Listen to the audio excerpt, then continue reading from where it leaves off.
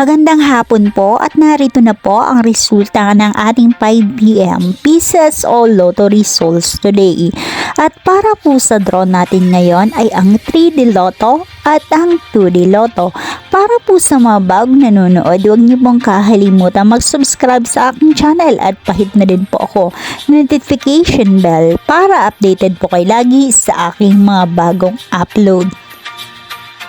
And for 2D Lotto, 5pm draw, 18 and 29 in exact order. And for 3D Lotto, 5pm draw, 2, 1, and 4 in exact order. Maraming salamat po sa inyong panonood.